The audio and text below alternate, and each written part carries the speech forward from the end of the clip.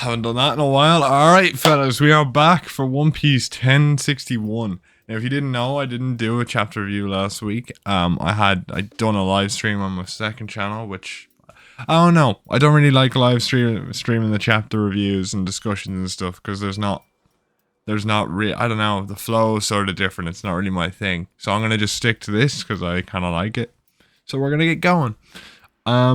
This chapter was it was pretty tame compared to the previous absolutely wild ass chapters, you know.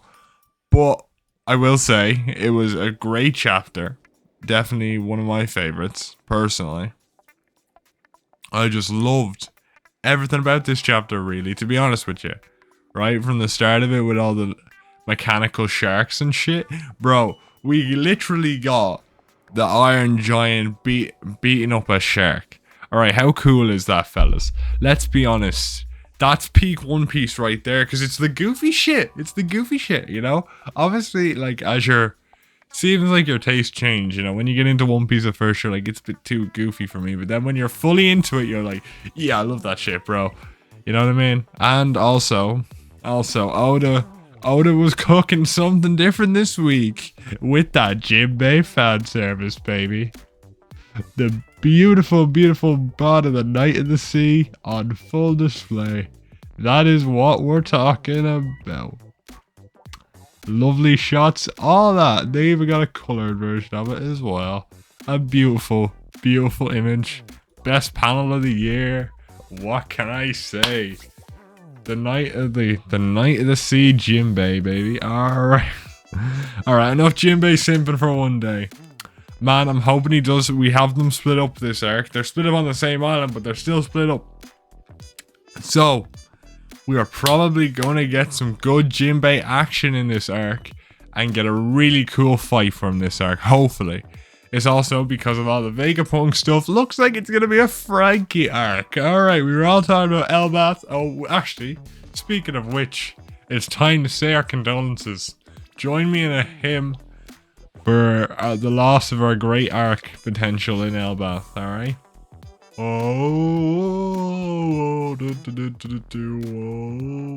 Alright, there we go. My hymn, my Elbathian hymn, which is probably shit. But what are you gonna do?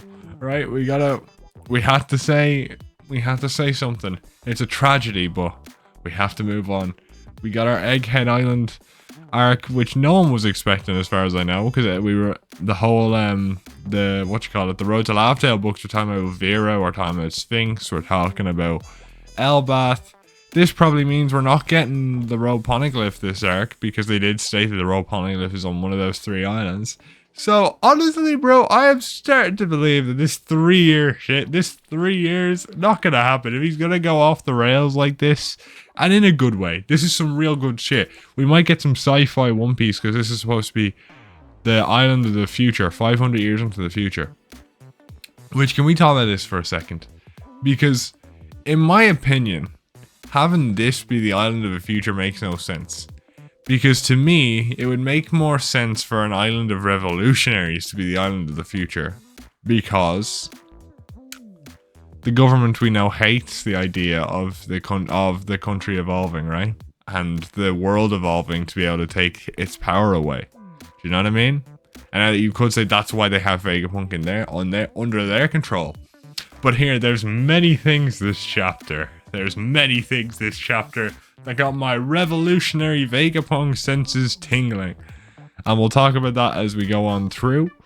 But Bonnie as well, we got more from Bonnie. It's not much. You just got her saying, oh, your new hair color really messed with the world and shit. And it was like, that caused quite a stir. And Luffy goes, that's what it's like when I'm the freest I can be, or whatever, right? And that's pretty cool. You know, we get confirmation that he actually remembers that form, which is good to see.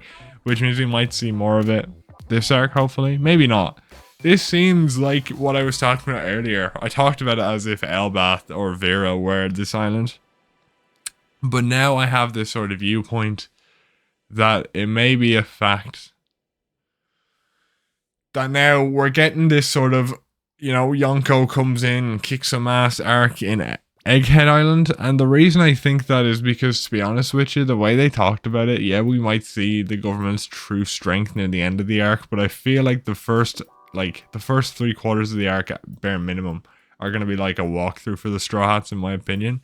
I don't know why I get that vibe off Egghead, but because we see there, like, we're probably going to have the rest of the crew captured, and we're probably going to have them split up into 2 groups. I can't...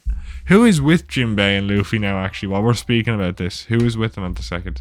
So it's just Chopper, it's just those 3, right? Sanji is nowhere near here, as far as I know. Is Sanji with the other crew? So it's Caribou. I don't... Oh no, is that Sanji? No, that's Usopp. Where is Sanji? Yeah. Oh no, he is here. Yeah.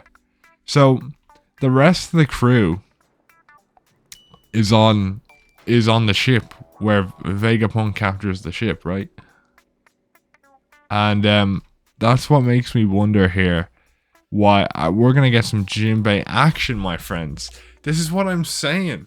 This is what I am saying. Jinbei is gonna be such a heavy focus because obviously Luffy is gonna have a certain level of focus, and if he's the only Straw Hat, we don't count Chopper, Mr. Merchandise Machine. He hasn't had a fight in ages. He just sort of gets a new disease and he sorts that out this arc, you know, that sort of thing.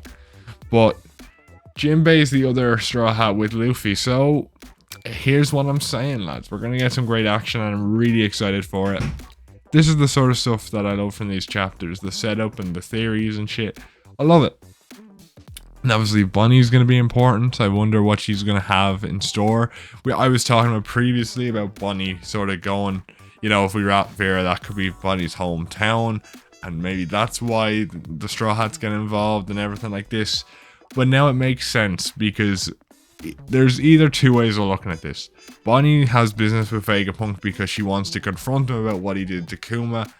And maybe like take back all the stuff that was said originally. And now, to be fair, like maybe the agreement they had, or maybe she knows with the revolutionaries and is like, this is too far, I'm not having this, you know, revert Kuma back to who he was before. And like, the thing about Vegapunk, and the reason this is very confusing now, is we found out Vegapunk is actually a she, which is funny because there's actually a 02 on the jacket, which makes it feel like it could really up the revolutionary stocks or really lower the revolution. No, it's up in the revolutionary stocks either way, because you could say, you know, Ivankov, because everyone has talked about a he, Vegapunk, he, right? Even Queen, as far as I know. But we got a she, which means could that have to do with Ivankov? You know what I mean? Maybe, or maybe it's just a genetically gender swapped clone of Vegapunk. That can entirely be. The 02 would make sense then, as well. But in that case, why would he need a clone of himself on the main island he operates on? Because he's technically a revolutionary and he needs his own body to do the more important stuff in his eyes, maybe. So it's very important to think there's a lot in my eyes. This really ups the stocks for the revolutionaries. But we'll see what you guys think. The design overall is really cool, in general. Unfortunately, we didn't get like too much of the, like, we got the design, but you don't see too much of it, to be fair. Because you kind of just get, like, we don't see the back of the jacket, because I'm assuming that's like some sort of big reveal for the organization. I don't know if there's no scars on Vegapunk either, so they're not part of the sword anyway. Because that's the whole theory currently, that if you have a scar somewhere, you're part of sword. Now, there could be a scar. She's got a biker helmet, which is really cool, or a Tony Stark sort of deal. I don't know, though. I'm quite happy with how it might turn out. Giant robots and shit. You know, all of Frankie's stuff. So, hopefully Frankie gets an arc now, and we get more information on stuff. I do wonder how it's going to be handled. Because obviously this might be... Luffy might run into the Seraphim. He's probably going to find out about Kobe at the very end of this arc, leading into what's next, right? That's sort of the idea I've got now. So at the very end of this arc, whether it's 30 chapters, whether it's 50 chapters, Luffy's going to find out about Kobe, and that's going to put the events of the final saga into motion, right? And Vegapunk's going to be somewhat important for that, because they're going to speak about how they're going to speak about, oh shit, what are we going to do? Like, and they're going to speak about devil fruits. They're going to find out things. Vegapunk's going to figure out Frankie uses old tech or her old tech and stuff like that. And we're going to figure out a lot of stuff. And it's very, very interesting. But my favorite part, which I haven't spoken about at all, is Smoker and Tashigi are back, right? And I love having that marine rivalry with an actual marine rival. And Smoker is that guy. And we love to see it. Hopefully we get an updated design for Smoker. New drip. Because his Stampede design was top tier, and I want to see Smoker get some more top tier designs. We saw Tashigi in this chapter with the kids, so the kids aren't the Seraphim, thank God. A lot of people were worried that Vegapunk just reverse engineered the kids into the Seraphim, but it doesn't look like it, so we're all good. Oda's not that dark of a bastard. I was worried when I saw like this part of the chapter. I was like, oh no. Is there anyone missing? But I don't think so. And I'm very excited to see what happens now. But, interestingly enough, right, is that they're on the same island as Vegapunk. So what I'm assuming is going to happen here is Tashigi's squad will run into the main people with Vegapunk. And then Smoker will run into Luffy and Jinbei. And we'll see he became like a test subject for the Seraphim, and maybe he got a boost. But we'll talk about that in more detail. There's a lot to be said. We'll talk about Smoker right now, because there's a lot to be said with Smoker. Maybe he was the test. Maybe he got enhancements with Vegapunk. And it's exciting to see. And maybe we'll see Smoker ends up fighting Jinbei. That'd be an interesting fight. Smoke versus water. And we'll see his hockey improve. Is Smoker a Congress hockey user? I wouldn't say advanced. I'm not going to go that far just yet, because that'd be too much of a leap in my opinion. But I wouldn't mind it. But Congress hockey anyway, alone, not even just advanced. I'm very excited to see what they do with Smoker, to be fair, with this arc, and see how they handle it. I will say I'm very excited, because if we get more Tashigi Zoro stuff, maybe then we'll hear about the Ryuma Grave stuff. Maybe she'll, care about Wano. She'll have some relatives in Wano. We might get some more details. And it will bring back up the Kuina is Tashigi argument, which we'll talk about a lot throughout the coming weeks, probably. Throughout the coming months even, because even if it's a few chapters, it's going to be a few months. And I'm excited to honestly get more details on it, because Wano is going to be a primary staying partner in this new arc now. It was the end, in my opinion, of the second act of One Piece, and we're now starting the third act of One Piece. Whether you did, like, that's kind of how I view it right now. The first act was like the pre-time skip, the second act was the post-time skip, then the third act was post Wano. And if you look at it through that lens, it's very exciting, because the linchpin, just like post-time skip was very linchpinned on the Paramount War, the final arc will probably linchpin a lot on what happened in Wano. Everything that was revealed in Wano and stuff like that. And it's going to be interesting to see. I think, for one, Law, we might get little bits of Law. I have a feeling Law might be the next cover story, and that would be interesting. But that is the thing, though. This cover story here has Caesar. So are we going to have Caesar be reintroduced midway through this arc? I don't think so, because we don't know the actual timeline. But as far as I know, when cover stories take place, unless specified otherwise, they're actually on the time frame that the cover story is taking place. So probably not going to happen. But I do think it was a good hint that Vegapunk would show up again, and we got Queen. But though, what I'm really interested in, okay, are we going to get more Sanji stuff? Because we've been getting Sanji. Sanji has been the best character on the Straw Hats for a couple arcs now. He made a few blunders with, all the pervert stuff that kind of went a bit too far in Thriller Bark. Thriller Bark was a real low point for his character. I've talked about that on many points, right? A lot of the time, pervy jokes just go too far, and when you try to portray something, it just doesn't work. And Thriller Bark was just worse. Like, it just literally made his character infinitely worse. Then, to be honest with you, Fishman Island was I can't remember much of Sanji and Fishman Island, if I'm going to be honest, because I just think about the hype of Jinbei. But I always hear people say it was super bad. Yeah, the nosebleeds were dumb, but I'd like to see if the manga did it any better and if it was just the anime pacing, because a lot of people did drop off the anime in Fishman Island. Then you could also, in my opinion, it was not as bad as Solar Bark, and it didn't ruin him as much. It didn't make him seem on the level of Zoro. Zoro got a lot of love post-time skip. But I feel like it all built up to the Whole Cake Island, which really made me love the bastard. And then Wano was a rough ride, because like up until his fight with Queen after Act 2, I was like, fuck this guy. But nah. Now Oda, time and time again, has shown how well he does Sanji in the long term. He fumbles every now and then, but he always works it out. He always works it out. You know what I mean? So at the end of the day, I'm excited to see, you know, how Vegapunk reacts to Sanji, you know, how he maybe tells him about how the whole DNA works and how he's not his brothers, how this resolves his entire character arc. You know what I mean? And I'm excited, you know. Obviously, Frankie will have a big role to play in this arc, and Sanji will too. So we're going to get the end of Sanji's arc, maybe, or the start of a new one, whatever. I am excited.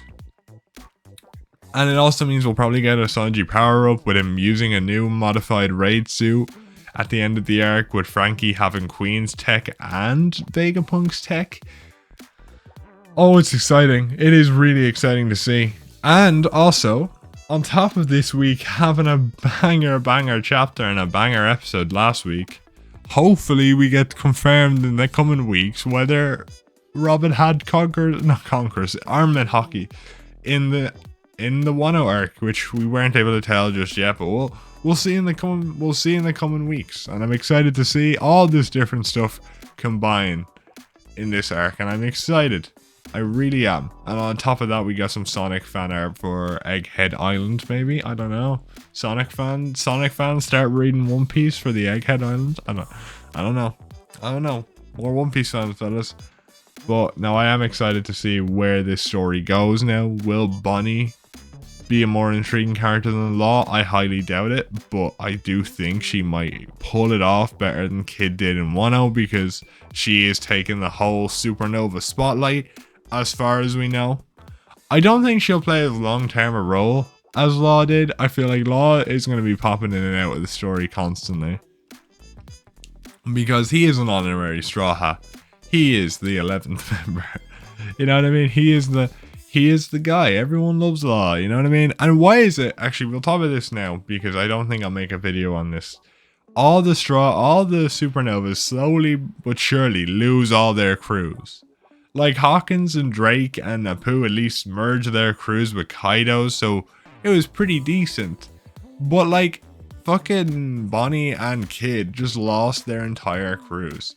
It'd be interesting to see what happens to Kid and Law, and how they're going to be involved in the coming arcs. And, you know, with Vegapunk being here and Kid sort of being a mechanic himself, it probably would have been good to have Kid around, and it might have helped see the contrast between the two. But I have my own thoughts on Kid. I was just thinking about the other day, because here is my idea, right?